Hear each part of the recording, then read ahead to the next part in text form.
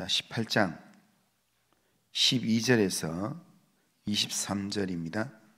자, 12절에서 23절.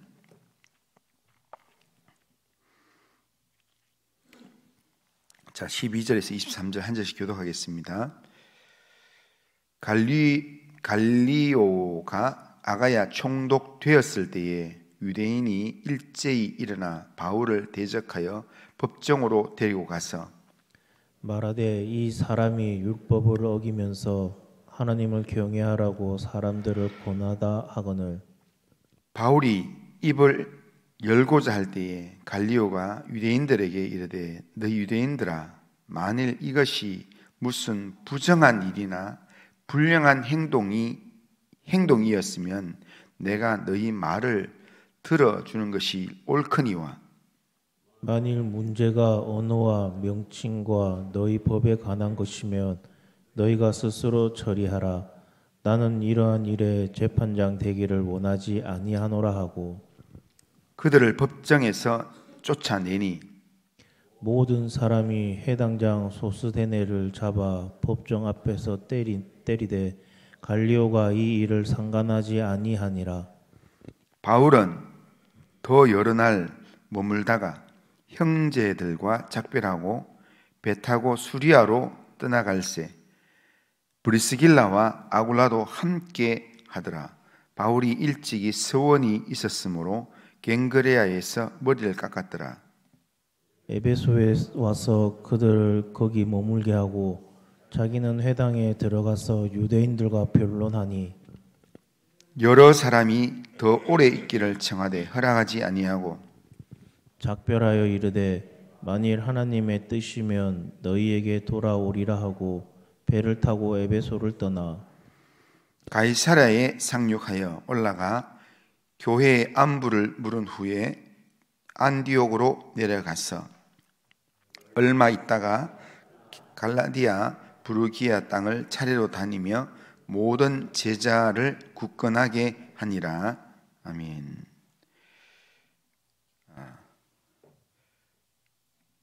자, 오늘 본문은 바울이 1년 6개월 동안 복음을 전했던 고린도에서 유대인들이 바울을 대적하여 고발했던 내용, 그리고 그 고발 사건에도 불구하고 바울에게는 아무런 어려움 없이 문제가 해결되고 그 이후에 바울이 고린도에서 또 에베소 안디옥 지역으로 향하면서 2차 전도행을 마무리하는 그런 내용이 오늘 본문입니다. 먼저 유대인들의 바울의 고발 사건을 먼저 한번 보면 갈리오 총독이 아가야 지역의 총독으로 부임하게 되었을 때 이 고린도의 유대인들이 바울을 붙잡아서 법정에 세우게 됩니다. 그러니까 법을 어겼다는 내용으로 고발을 해서 법정에 세웁니다. 그 유대인들의 주동자가 누군가 하면 오늘 본문 17절에 이름이 밝혀져 있는데 소스데네라, 회당장 소스데네라 그렇게 나와 있습니다. 소스데네는 바울이 고린도에서 처음 이 고린도에 찾아와서 복음을 전했을 때 그때 이렇게 바울을 대적해서 비방했던 그 회당의 회당장입니다. 원래는 그리스보가 회당장이었는데 그리스보가 바울을 통해서 예수를 믿게 되고 온 집안이 예수를 믿음으로 그러면서 지금 교체가 된 것 같습니다. 회당장으로 더 유대적인 그런 이 전통을 더 묘하게 갖고 있는 그리스보를 해임시키고 그리고 이 소스데네를 회당장으로 임명을 했는 것 같습니다. 그러니까 회당장이 된 소스데네는 지금 바울이 1년 6개월 동안 너무 활동적으로 이렇게 복음을 전하고 하니까 바울을 조직적으로 지금 대적하기 위해서 여러 사람들과 함께 담합을 해서 그렇게 지금 바울을 공격하려고 법정에 세운 것입니다. 이 소스테네가 갈리오 총독이 새로 부임하자마자 고린도에 있는 회당을 찾아오는 유대인들을 선동해서 바울을 붙잡아 지금 법정에 끌고 왔는 이유가 뭐냐면, 갓 부임한 총독은 현지 사정이 어둡기 때문에 함께 자기들이 일을 도모하기 할 때 쉽게 여론에 휩쓸려서 그냥 자기들 뜻대로 될 것이라 생각했습니다. 그러니까 총독이 모든 걸 다 파악을 하게 되면, 그러면 총독이 판단이 되지만 부임하고 얼마 안 되면 내용 파악이 안 되기 때문에 지금 이 사람이 이렇다 하면 이제 그렇게 넘어갈 가능성이 많기 때문에, 그래서 무리들을 선동해서 전도자 바울을 제거하려는 의도로 그렇게 지금 고발을 했다라는 겁니다. 그래서 13절에 보면 말하되 이 사람이 율법을 어기면서 하나님을 경외하라고 사람들을 권한다 하거늘, 이렇게 합니다. 여기에 회당장 소스테네와 유대인들은 갈리오 총독에게 바울을 고발하면서 바울이 율법을 어기면서 여호와를 경외하라고 선동한다라고 그렇게 고발하고 있습니다. 여기에 말하되라고 되어 있는데, 여기 말하되라는 헬라어 단어의 시제는 뭐냐면 현재 분사형입니다. 현재 분사형은 이렇게 지금 말하고 계속 말하고 있다, 이런 뜻입니다. 그러니까 지금 갈리오 총독 앞에서 유대인들이 한 번만 이야기하는 게 아니라 지금 이 사람도 이야기하고 이 사람도 이야기하고 하면서 지금 계속 이 바울이라는 사람이 지금 법을 어기면서 지금 선동을 하고 있습니다. 계속 반복적으로 이야기하고 있다는 겁니다. 그러면서 여기에 법을 어기면서, 율법을 어기면서라고 되어 있는 이 율법이라는 단어가 성경에 나오는 단어처럼 느껴지지만 그냥 일반적인 단어입니다. 노모스라는 법이라는 단어입니다. 그러니까 일반적인 법을 나타내는 단어이기 때문에 바울이 지금 법을 어기면서 지금 하나님을 경외하라고 사람들을 선동질하고 있다, 그러면서 고발했다는 겁니다. 그러니까 이 사람은 지금 이 로마의 법과 이 고린도의 질서를 어지럽히면서 지금 뭔가 자기의 종교를 지금 가르치고 있는 사람이다 라고 지금 반복해서 지금 고발하고 있는 상황입니다. 회당장 소스테네는 단순히 유대인의 법을 어겼다라고 고발한 게 아니라 바울이 로마의 법을 어겼다라고 고발해서 선량한 고린도 시민들을 선동해서 사회를 문란하게 하는 사람, 정치범이다 라고 갈리오 총독에게 지금 고발한 것입니다.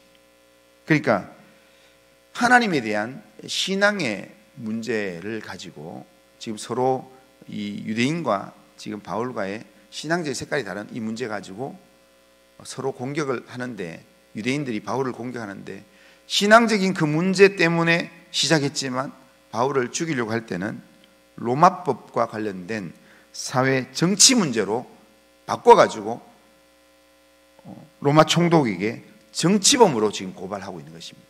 이렇게 하는 이유는 바울을 로마법과 관련시켜서 사회 정치 문제로 고발해서 지금 바울을 이 로마법에 의해서 지금 바울을 제거하려는 그런 내용입니다. 그러니까 예수님 당시에 유대인들이 예수님을 빌라도를 통해서 제거하려고 했던 내용과 흡사한 내용입니다. 그러나 로마 제국 중앙 이 무대에서 아주 탁월한 역할을 감당하다가 이 고린도 아가야 지역의 총독으로 부임했던 이 갈리오 총독은 아주 머리가 똑똑한 사람이었고 눈치가 빠른 사람이었습니다. 이 사람은 부임하기 전에 미리 지금 이 고린도 지역의 모든 상황을 다 파악을 하고 난 다음에 부임을 했는 사람이었습니다. 그러니까 회당장 소스데네가 사람들을 동원해서 선동하는 내용들을 알고 미리 파악하고 있었습니다. 14절에 보면 바울이 입을 열고자 할 때에 갈리오가 유대인들에게 이르되 너희 유대인들아 만일 이것이 무슨 부정한 일이나 불량한 행동이었으면 내가 너희 말을 들어주는 것이 옳거니와 이렇게 말합니다. 바울이 소스데네와 유대인들의 고발에 대해서 자신을 변호하려고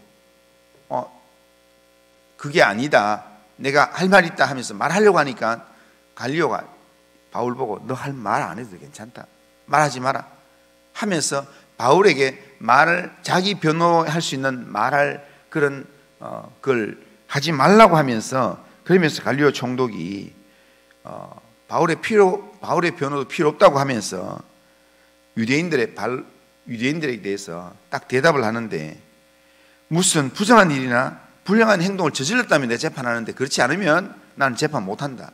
내가 딱 보니까 이거는 그렇지 않은 거니까 못 받아주겠다. 이렇게 합니다. 지금 15절 보면 만일 문제가 언어와 명칭과 너희 법에 관한 것이면 너희가 스스로 처결하라. 나는 이러한 일의 재판장 되기를 원치 아니하노라. 이렇게 합니다. 갈리오 총독은 바울에 대한 유대인의 고발을 유대인들의 종교적 문제로 정확히 파악했습니다. 그래서 이런 문제는 관여하지 않겠다라고 하면서 유대인들의 고발을 안 받겠다고 그 자리에서 바로 반려해버렸습니다. 그리고는 그들을 법정에서 쫓아내었습니다. 나는 너희들과 상관하지 않겠다라고 얘기했습니다. 갈리오 총독이 유대인들을 법정 밖으로 쫓아내었던 것, 이것은 유대인들이 선동하기 위해서 계속 주장하면서 총독의 판결에 승복하지 않고 시위를 벌이듯이 법정에서 계속 예수님을 십자가에 못 박아라, 십자가에 못 박아라 이렇게 얘기했던 그것처럼 법을 어긴 사람입니다. 법을 어긴 사람입니다. 처단해야 됩니다. 이렇게 이야기하니까 총독이 법정이 계속 소란스러우니까 경비병들 세워가지고 다 쫓아내라고, 다 법정 바깥으로 쫓아낸 것입니다. 그런데 그렇게 쫓아내었더니 바울의 이 고발 사건이 무마되었습니다. 끝나버렸습니다. 반려가 되고 또한 고발한 사람들이 더 이상 의견을 묻지 못하도록 법정 밖으로 쫓아내버리니까 끝났습니다. 그런데 끝나고 난 다음에 동시에 또 다른 일이 하나 생겼습니다. 상상치 못할 일이 하나 벌어졌는데 17절에 보면 모든 사람이 회당장 소스데네를 잡아 법정 밖에서 때리되 갈리오가 이를 상관하지 아니하니라. 이렇게 말합니다. 그러니까 여기서 모든 사람이란 누구냐면 바로 법정에 참관했던 로마 이 고린도 시민들을 의미하면서, 그러면서 유대인들에게 선동되었던 고린도의 이방인들, 고린도 사람들, 그 사람들이라는 겁니다. 그들의 선동되기 전에는 바울을 통해서 말씀을 듣고 이렇게 했다가 이 사람들 선동되어서 지금 이렇게 법정에 와서 계속 이 사람 주장하는 데 대해서 이렇게 동의를 하고 이렇게 했었는데, 그런데 지금 이 사람들이 갈리오 총독의 이야기를 들으니까 이것 종교적인 문제로 자기들 득보기 위해서 우리를 이용해서 지금 이 바울을 죽이려고 법정에 고발했다라는 것 때문에, 자기들을 이용했다는 것 때문에 고린도 사람들이 지금 이 소스데네를, 회당장이었던 소스데네를 잡아서 그 자리에서 집단 폭행을 하게 됩니다. 그런데 법정 앞에서 갈리오 총독이 보고 있는 그 법정 앞에서 이 소스데네를 집단 폭행을 하는데 갈리오 총독이 전혀 제지를 하지 않았습니다. 그러니까 총독이 막지도 않고 상관하지도 않았다는 겁니다.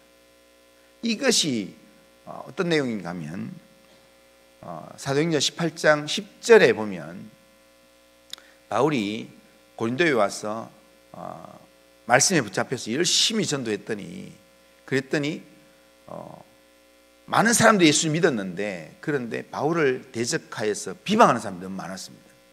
그래서 바울이 두려움 가운데서 이제 믿는 사람도 많았으니까 이제 그만해야 되겠다, 잠잠해야 되겠다 하는 그때에 밤에 10절에 보면 주님이 나타나셔서 하시는 말씀이 두려워하지 마라, 잠잠하지 말고 말하라.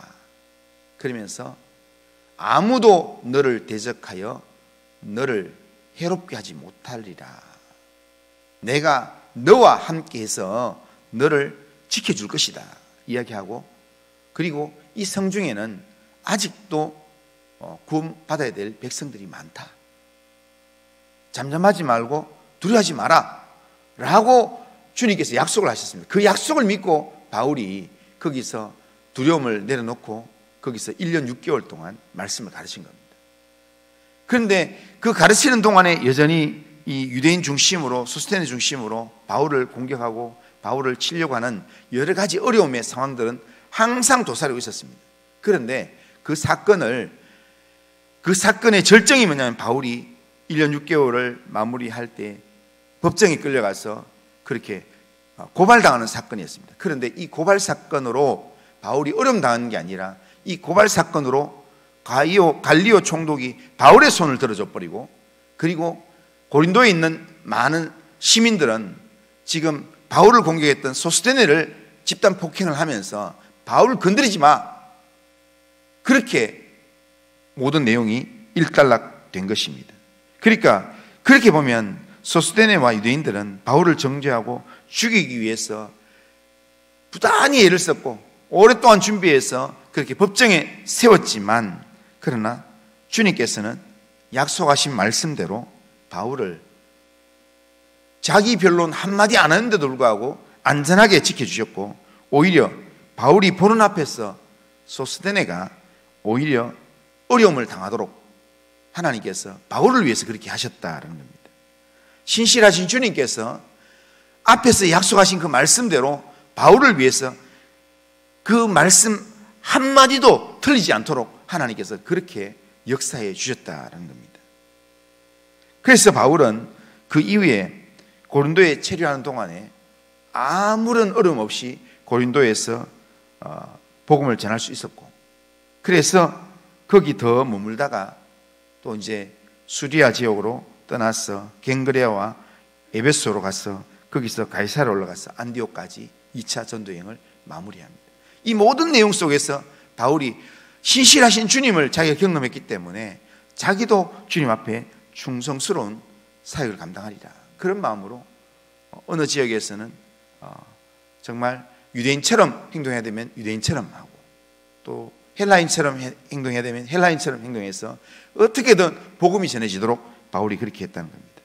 우리는 이 본문에서 우리가 꼭 기억해야 될 말씀이 있습니다. 그 내용이 뭐냐면, 우리의 대적이 아무리 강하고 집요하게 우리를 대적해 온다 할지라도 우리와 함께 하시겠다고 약속하신 주님이 우리와 함께 있는 한 우리는 절대로 넘어지지 않는다. 하나님께서 우리와 함께 하셔서 우리에게 함께 하시며 우리를 도와주신다고 약속하시면, 아무도 우리를 대적하여 우리를 해롭게 할 자가 없다고 하면, 지금 눈에 보이는 대적이 나를 위협하고 있다 할지라도 그 사람이 나를 치지 못합니다. 나를 넘어뜨리지 못합니다. 하나님께서 그렇게 못하도록 나를 붙들어 주신다라는 겁니다. 우리와 함께 하시는 주님이 우리를 졸지도 아니하시고 주무시지도 아니하시면서 우리를 지키시고 우리를 붙드시면서 우리를 대적하는 자를 오히려 주님이 치시고 주님이 그를 바꾸신다는 겁니다.